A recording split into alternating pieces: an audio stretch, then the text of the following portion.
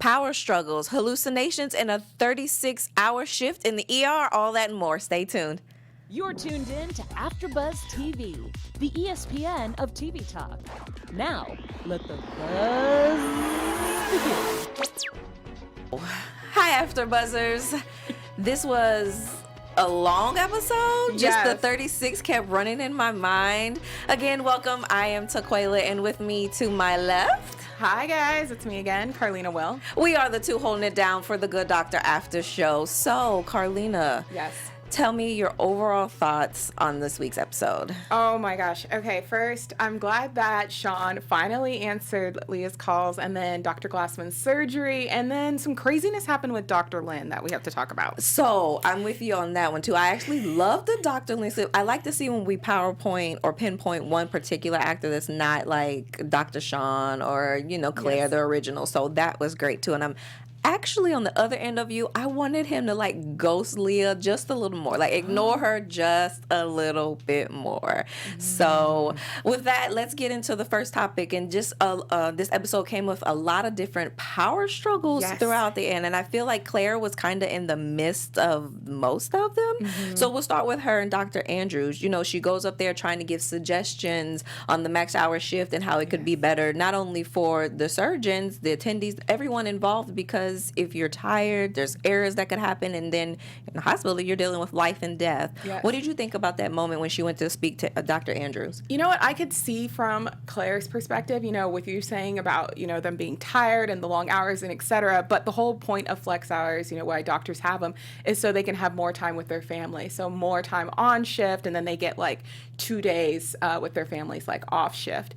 So it's sad, it's a standard in the medical industry, but I know Claire's new. So, I think Andrews is preparing her for listen, when you step out and you're actually, you've been a doctor for years, this is going to be your shift. So he's like letting her know. And there's a way about, I think her approach to him was polite. Exactly. It was. I respect that. But, I think he also said you have to respect his decisions as well. So I think he respected her talking to him about it, but just was kind of like, this is how it is.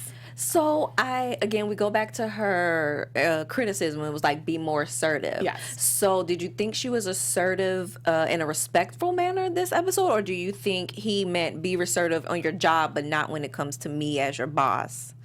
I think she was assertive. I think it's a combination. She was respectful in her manner, like how she was speaking, but I think she did test her boss's boundaries a little bit. And so, Claire, I think that's what we're just going to see, because she's used to being timid and stuff, just always saying yes. Right. So I think she has to learn that balance between being assertive and respecting your boss. So we'll see. I agree. I just felt like, again, it goes to me and how I perceive Dr. Andrews as like arrogant. And so I'm like, she was just trying to give other ways to help. And I guess if you any typical job, you work for any company, and you as the employee feel like, the higher ups sometimes don't understand the process of what goes down. And so you're trying to, give advice one way or another. And then it's like, okay, you don't understand. I'm trying to help all of us here. But then you feel like I'm trying to overpower you or be in your position. And that's not always the case. So I kind of felt he might have been a little condescending, as in having the attitude, like, be assertive on your job. When it comes to me,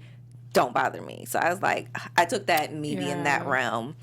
But we'll move on to Claire, and then the little tit for tat that involved her and Dr. Melendez. I was upset by that. Why? Because, Dr. Melendez is, they usually have respect for Dr. Melendez, so I was really shocked to see Claire, speak to him that way. I was a little, taken aback. I'm like, whoa, wait. Well, I thought, so you know how sometimes you have misplaced anger? Yes. I think that was what cleared off from Claire to Dr. Melendez. It came bullying over from her talk with Dr. Andrews and how I feel like she was kind of dismissed. Yes. And it just came to Dr. Melendez. But on the reverse side, did you think when Dr. Melendez said, guess it's just one of those days for her, that was kind of like calling her out on gender inequality and workplace roles? Or what was your thought on that? Absolutely. I don't think he meant it that way, but that's definitely how it came out.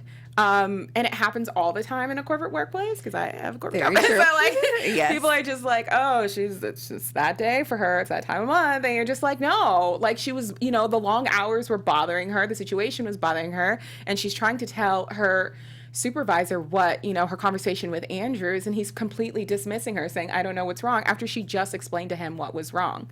So for me, in that sense, I was a little upset with Melendez, but I was really shocked about, Claire and I forgot the other lady who was... Nurse Flores. Yes. Like, going after him. I was like, listen, everybody, it's long hours. Don't take anything personal. Like, because that's not Melendez's character. Maybe Andrew's character, but not Melendez's character. So they just all need sleep. So I'm with you on that. I felt like Dr. Melendez even tried to, like, simmer the situation. Like, oh, no, I didn't mean it like that. But then he got all the stares from the rest of the nurses and the women in the operating room. So then it's like, just be quiet and let it smooth over. Exactly. So we turn into Nurse Flores now kind of having this tit for tat with Dr. Melendez. Do you feel she was right in her for standing up and saying, no, she's not leaving her post, that she's going to finish? Or do you think she should have at least walked out as he had advised her to? Girl, you are bold. First of all, I'm gonna start with that. With a capital B. With a capital B, because most people would have been fired. Right. That was disrespectful of her not to scrub out, but I get her stance, right? I think she should have scrubbed out, but then definitely had a conversation with Andrews. But I also see, like, that's an important surgery. He doesn't have time for her to scrub out and then get a new nurse. And they were dealing with so much, and they had already bonded. And she wanted to stick up for Claire. So I can see both ends, but just as a warning for you guys, don't do that in the real world. Don't do it. Yeah, because you might not be welcome back the next day, you right? won't have a job. Yes, no. So when we kind of finished, I guess, towards of that triangle of emotions, and they're in Dr. Andrews' office, and he's ready to, like, reprimand and discipline whoever was at fault. And Dr. Melendez steps up and takes ownership and gives support for the team, and is like, no, we were all heated, we were tired, it was a long day, but we all did well. What were your thoughts at that end of that scene? I was shocked. I totally thought they were going to all throw each other under the bus. Yes. But I think once they realized that it was a lack of sleep problem, not a disrespect problem, they were like, okay, well, you know what? We're not going to start any more tiff, because Andrews, he likes to dig. Yes. He's the digger. He's going to be like, oh, so one of you are getting fired. I like that new name for him, the digger. The I digger. love that, yes. Dr. Andrews is the digger. You guys let me know in the comments if you like that. But yeah, so that's kind of how I feel about that. I'm curious to what were you also shocked about Nurse Flores's comments? So, yeah, I was a little shocked. Well, one part, it gave me, like, goosebumps, and I was like, yes, because, you've been in that situation when you work, like, in a big corporation especially. You always feel just kind of overlooked and underappreciated, and that other superiors or even your male counterparts get a little bit more attention than you do, and it doesn't always feel fulfilling or appreciative in the work that you love and you want to do. So part of me was like, yes, girl, stay here, right? That girl power all the way through. But then the other one was like, oh no, because then, I don't want you to lose your job. And I don't know what your life situation is, but mine does include bills and they still need to be paid. So I kind of was in the middle of that. But I did like at the end how Dr. Melendez came to the support of the team. That did warm my heart, really. Then I seen when Nurse Flores opened up her mouth, and I was like, oh, and I think her words were like, well, I just wanted to say, or I just wanted to make a statement. I was like, no, she's about to ruin this moment. Because, at a point in time, you have to know when to back down. You have to know when to just keep your mouth shut and just let everything else play out the way it's supposed to be without damaging what could happen. Exactly. So she did turn it around for me. So once she did start saying, how supportive Dr. Melendez was of the nurses and the whole staff, I could breathe easily. I was just like, oh, okay, thank you, Nurse Flores, because I didn't want her to ruin that moment, because, yes. So did you have any further thoughts about that triangle? You pretty much explained it, I think, with the both of our answers, because I got a little scared, too, with Nurse Flores. I was like, uh-oh, she's about to throw Melendez under the bus. Yes. Well, speaking of being scared, let's talk about Dr. Lim and her leave and why she had to leave. Did you expect her to be going to court? This is another power struggle. I'm glad we're bringing it up, because who talks to a judge like that, Dr. Lynn? Who? We'll wait. Well, that's exactly what happened. You got put in jail. You don't talk to the judge like that. Yeah, I think she definitely got what she deserved. But I don't know about you, but I don't think she learned her lesson about Definitely not. So first of all, you're on a motorcycle, and you're going over 100+ miles. That is a ticket. You should have your license revoked and suspended for a year, and on top of the $1,500 fine that she got. I agree with the judge at all of those points. But what I don't feel was appropriate, she came in there in such a self-righteous attitude, like, oh, I'm going to get over. Oh, it's just the other judge. It's that, what they say, it's all those fingers, four fingers. You're pointing one finger at somebody and the other four are pointing back at you. Yes. You can't see yourself in the situation. And I felt like that was Dr. Lim. Yes. Now, did you feel she should have still been trying to fight for her right, especially when she's the one that stepped out to take the phone call, even though it was from Dr. Shaun and Morgan? Do you feel like she should have stayed and ignored that phone call? No, I think she should have definitely stepped out and taken the phone call. Like, things happen all the time, but I think she should have waited her turn or come back the next day, because obviously the judge is already annoyed with her that she stepped out. And if a judge is annoyed with you, like, most likely your ruling is not going to be pretty, which is what we saw. So yeah, I think she should have just waited. I know court sucks. You have to stay there all day, but like, if you want a good ruling, just deal with it. So do you think the judge was on the petty side when she 100%. Made her wait? She was Queen Petty Judge. That's your name, Queen Petty Judge. Because she was just smiling like, yes, let's take your case. And when she said that and she was smiling, I was like, oh no, Dr. Lim, you're in trouble. I was the same way too. And how dare you? Again, it goes back to her audacity to tell the judge, oh wait, I need to take this phone call, as if you're not in your ER where you are normal, and not normal, but you're used to running things and you're used to holding the realm of what goes on in the ER, but you're in the courtroom now. This is the judge's territory, not yours. I felt like she made it worse for herself, and in the end she had that 9 hours in the holding cell, which didn't do her any good still. That's at the end. Time. I thought so too. That's a work day. Did she get fed or anything? I think you have to be overnight. I don't know. Oh. Let us know in the chat if you know. Definitely let us know in the chat. And I'm also curious to see if this is going to be a new love connection for her or anything of that nature. Again, I liked her storyline for this show. Hopefully we get to see more of her and the other doctors as well. I kind of thought of him as a booty call, though. I wasn't sure about a relationship. Oh, that's probably true. Yeah. That's probably true. The just way her she personality. Exactly. She don't have. But it might, you know what? This might be like the person who breaks down her walls and like softens her up. So maybe they might build a relationship. But it's definitely starting out as just a booty call. We'll see how it goes. That would be great for it to progress in that manner. And also during progression, AfterBuzz is always trying to give you new and more information that Carlina will definitely fill you in on at the moment. Absolutely. Hey, AfterBuzzers, our network produces after shows for nearly all your favorite TV shows. From dramas, reality TV, sci-fi, and more, there's no network that works harder to serve television fans. But we need your help. We're asking that you please subscribe to one or more of our YouTube channels. By subscribing to our channel, YouTube will suggest content that's tailor-made for you, and you'll help AfterBuzz continue to grow. And if you're worried about pesky notifications, don't be, because they're optional. So hit that subscribe button somewhere around here now for this channel, and check out our other AfterBuzz YouTube channels as well. Let us know you did in the comments, and we'll thank you on air. Taquaila will say you are the best person ever. For now, thanks for being the best fans and helping us be the ESPN of TV talk. Carlina is right. You are the best fans ever. So thank you in advance. And I also wanted to mention we do have our podcast, on iTunes and Spotify. So if you want to go there and listen as well, give us 5-star ratings. We'd appreciate that too. So let's jump into Dr. Glassman. What do you think? So his persona, it was kind of hit or miss this episode.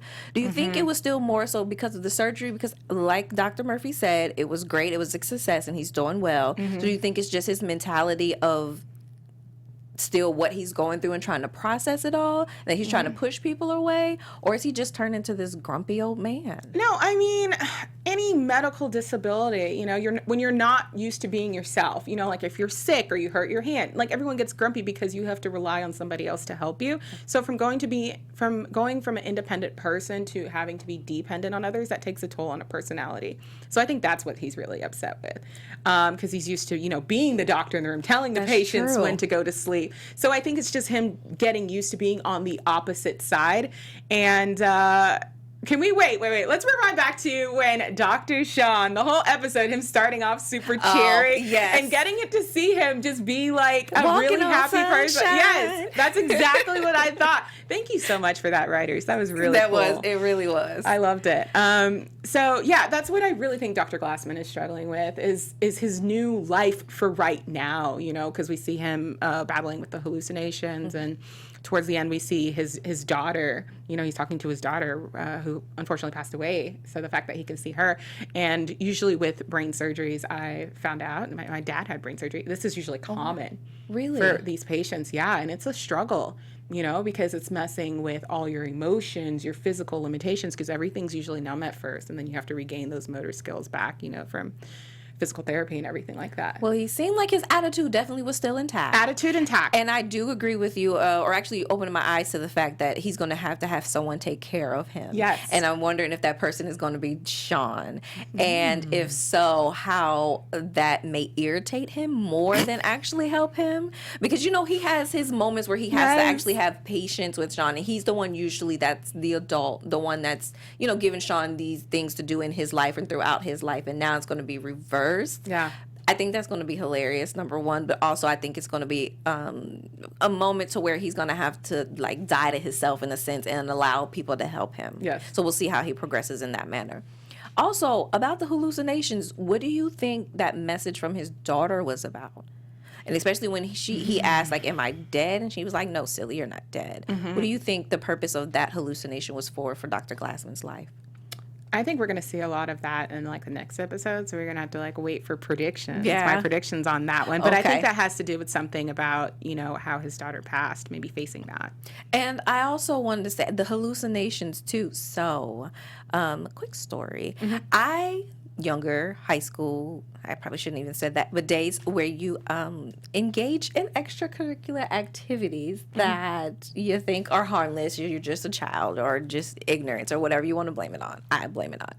And so I actually was in a moment where I thought I was hallucinating. So I had an out-of-body experience where I felt myself doing these things as like jumping on people's cars and stuff like that and coming out of windows of like attic stories and just going crazy. And so when my friends are telling me this, it's like an inner-body experience. Like I felt myself doing it, but also I see myself sitting. Like I don't see myself doing all of this that they're doing as well. So I feel like part of his hallucination could have been that not that he wants to die, but because in the afterlife, he's getting a message from his daughter to continue to still fight. Because I feel like this brain tumor, even before he went into his surgery, he was not lifeless, but he just didn't know what more to live for. And I think that might have been her message to encourage him to continue on, and that you're seeing me here because this is the person he's going to listen to. As you see, he was crying. She's the only person that can actually get to him in that tender place in his heart, I believe.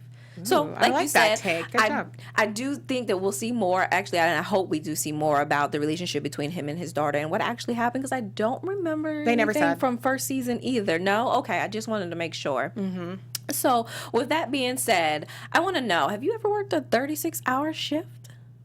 No, but I have worked a 24-hour shift, and it sucks. Really? Yeah. When do you hit, like, a wall at some point? You hit a wall, I think, about 14 hours. Like, at that moment, it's about 14, 15 hours where everybody around you, you want them to disappear.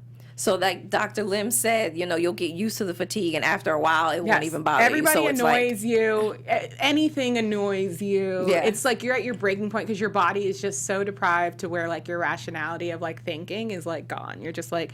So I think... I still can't believe they have those schedules for doctors. Well, that's what I was going to say. We'll compound just any regular 36-hour, but compound that into working in an ER when everything and anything is possible. You'll see all type of injuries, as we've seen the little boy with the erection for more than 4 hours, and they didn't know what was going on with him at first. I'm so sorry for laughing. That was just I didn't until I realized it was something more serious. I was just like his explanation where he's like, well, maybe, you know, I was just that good and more excited, and they're like, no, like Morgan just shot him down. She's like, no, and it was I great. like when the nurse comes back to tell Dr. Shaun and Morgan, she's like, oh, your erection's back, and Dr. Shaun was working on a patient. He's like, she's not talking about That's not mine. I I think the writers, I laughed so hard. I like the writers including that in that. It's just those little comedic moments that involve Dr. Shaun, and it's just because he's so genuine with it, you don't necessarily see him be comedic and laugh so hard with it, but it's just those slight moments, and he has the ability to just be profound in them. We also see the little boy with a bulb stuck in his mouth. Have you ever seen or heard? How did that get in there? And how did it not come back out though? Like, you know, well, they said because of lockjaw. Oh, his jaw. You're right. As I was saying, his jaw did locked.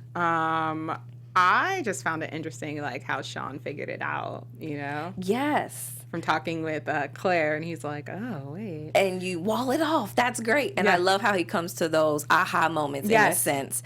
And I think so once he went back and started working on the little boy, his sister Inez slaps him in his jaw so that it could finally pop. That was me as a sister. Oh, my gosh. I was petty, yes. Were you? Absolutely. See, I had brothers, so... Oh, I had two. I didn't... They were together, and then it was just me. I had to. And so I probably would have got the slap back if I tried to do that to one of my brothers. Oh, but if he's in pain, he's not really gonna like slap you back right then and there. It's like, because he was, of course, that's terrifying. You don't want to bite down on glass. That's true, but I love the way it popped. And then she had a nerve to call him a wuss. What did you think about that? I mean, the fact that he put it in his mouth and he's afraid to bite it down, it's like, yes, you are a wuss, but I get it. Like the shards of glass, like, you know, that's terrifying. But, and that dynamic of a sibling, I don't know if it's competition, but just the sibling love and the attention that one can get for the other. And, you know, it's probably something that you may have had with your brothers. I know I've had a couple with mine where you are going tit for tat with one another just because it's just the thing to do for the day, or you're bored, or whatever reason it is. And she's going to remember this forever. This was the dumb moment for you, brother. That was your dumb moment. So I'm glad. It was great. It was just able to see that sibling. Like, I'm with you on that one. Yes, was cute. It was. And she was precious. She was so precious. So we also see one of the other patients that Morgan and Shaun had to deal with during their 36-hour shift was the woman who was pregnant, and she had lesions in her ovaries. Now, when you first think you're just going to have them removed and you're opened up, would you want your husband to make decisions about your body at that moment? Was that Morgan? And I thought that was that was Claire Morgan. Yes, it was. Yes. Sorry. It was Claire and Dr. Melendez. And Dr. Melendez, So, having to make those decisions. Listen, this just makes you realize about marriage. Be careful who you marry, because they can make medical decisions on your behalf. Profound. Warning. I'm glad that the husband was able to be honest with himself when he's like, I do need help, because he was able to defer to Claire to make that decision, because he doesn't necessarily understand a woman's body, like how important it is. And I just respect his honesty, his love for his wife, and his trust in the doctors. I'm curious to see if you think Claire made the right decision. I think she did. First, I wanted to say I love how this show also, again, brings in real world issues. So they're asking the husband to make the decision about her wife, about removing her uterus, and he knows like one of her profound goals excuse me, in life is to become a mother. And so he says at one point, how can any man, and then it just like fades off. And in my thought process, I was like, how can any man make a decision about a woman's body and you're not a woman? So I felt really sentimental about him and his ability to like not think about himself, but really think about his wife and what would affect her. But I think Claire ultimately did make the right decision. Again, back to her assertiveness, which was respectful this time when she told Dr. Melendez, no, the husband asked me to make the decision and I will. We see that the wife does agree her life was more important than having children, and then she is the one comforting the husband, like, we're going to get through this, we'll make it together. So I thought it was awesome. How about you? I think it was a good learning experience for a lot of women, you know, who put themselves through all these crazy things to have children. Yes. Like, your life is more important than that, and there's different ways to have children, like adoption, you know. So I respect Claire's decision for sure. It's not the go-to. Of course, Melendez, like what you would think. You're like, oh, she wants children, let's give her children. But that's like a huge risk. You're going to lose your wife, and then he doesn't get children either. So it's better to have your wife adopt or, you know, be a mentor to kids and still have children in your life. That's very true. I like that perspective. On a happier, more positive note, let's talk about Morgan and Shaun during this episode. Did you like their teamwork? Did you think we were going to be more comedic? I like their working teamwork. I do not like what her advice about Leah, where she said, wait. She's talking about she wouldn't have settled for one innocent peck if she thought of you as a man. Morgan, sit down. You're single. No, but I was just like really upset with that because obviously, as we could see, we'll get to Leah and Shaun, eventually. Yes. But she does think of him as a man. Mm-hmm. She does. So in that sense, Morgan, stay out of relationship advice or any corporate advice. But as far as working together, I think her and Shaun did a great job. I'm glad she finally did let Shaun call Dr. Lim when he needed her. But I also agree with Morgan. Like, you do want to show that you're independent and not call for every little thing and annoy your boss. So I kind of like their little teamwork. When I found out that, they were going to be the ones working together, I was like, oh, I didn't think this was going to be good because initially last season she didn't really respect Shaun or like him because she thought him being autistic was a liability to the hospital and he wouldn't be in his best judgment and so on. But I love how, like, that didn't even come up once. They worked so well together. Yes. He was like, I'm going to call, and she's like, no, we're going to figure it out. Yes. And that even, I feel like, encouraged him to like, okay, yes, let's figure it out because he is a mind wizard when it comes to being a doctor. So yeah, I felt like that encouraged him as well.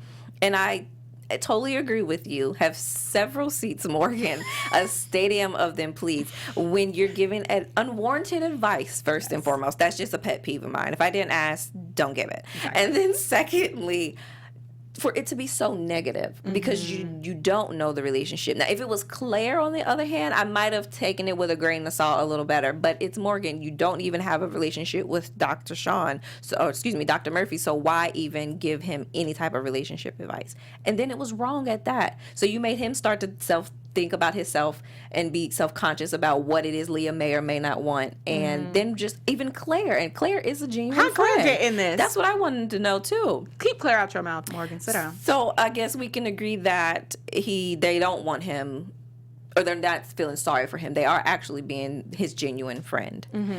And then so she asks also, Morgan says, it's better to be honest than being nice. Do you agree or disagree, and why? Considering we live in Los Angeles. Let's start there. I definitely think I'm an honest person. I think it's better to be honest than nice, but my mom always said it's not what you say, it's how you say it. Preach. Yes. So I would prefer, like, if it's like a nice friend or an honest friend, I'd rather that honest friend, because sometimes you need to hear things that you don't want to hear, but as long as it's coming from a kind, truthful place, then that's when it matters. You don't want the nice person who's always lying to you. That's a pointless relationship. I totally agree. So then we see that they worked well and they got everything done. No mishaps, no errors, no anything, which is great. And then at the end of your 36-hour shift, you're tired, you're delusional maybe, you're fatigued, you're hungry. You walk outside to see the person you've been trying to run away from, ignore, status. Or ghost from, right? So what do you do at that moment? Stalker status. I would definitely confront them, like Shaun did. Not confront them, but like walk up to them and be like, my job. Like, you kind of want to keep personal and your job stuff separate. Right. Leah, you were being extra for that. Yes, he was ignoring you, but sit down. You need to sit down with Morgan. She showed up to his job 2 times so far this season. That's embarrassing. That's stalking. But I get her point of wanting to talk to him, but there should be like maybe his house or something. Well, that's still a little stalkerish. But just wait till Shaun wanted to talk to her. But I'm glad that Shaun, apologized. Were you? I was. So let's back up first. Do you think she was right in how she said that he was being a jerk? He wasn't taking into consideration of how she was feeling. Shaun was not being a jerk. She was taking advantage of him because she moved into his house and just showed up on the doorstep after leaving and saying she was going to Hershey. You just come out of the blue. Like, she was taking advantage of him. I don't think Shaun was being a jerk. I think Shaun needed time to heal, and she wasn't giving him that time. But the way Shaun was like, you hurt me and that hurt. What I think Shaun wasn't nice about is giving her a chance to explain her side. I think he should have given her that side. So I'm glad he did apologize, for like not responding. Okay. He should have at least given her a chance to explain. But I don't think Shaun's wrong. Just giving her a chance to explain herself.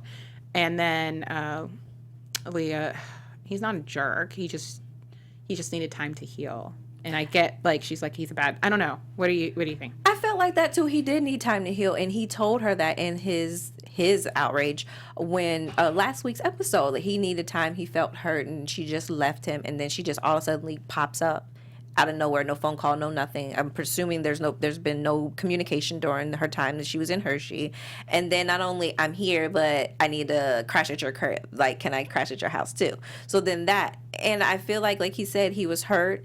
You give him some days, give him some time to calm down. You don't show up at his job again. Like, you don't do that. So when I would have seen him, especially after working 36 hours, if that would have been Leah or Jerome or whoever was there for me on my bench at work, I'd have walked right past him. I'd have told him, nope, we're not doing this today.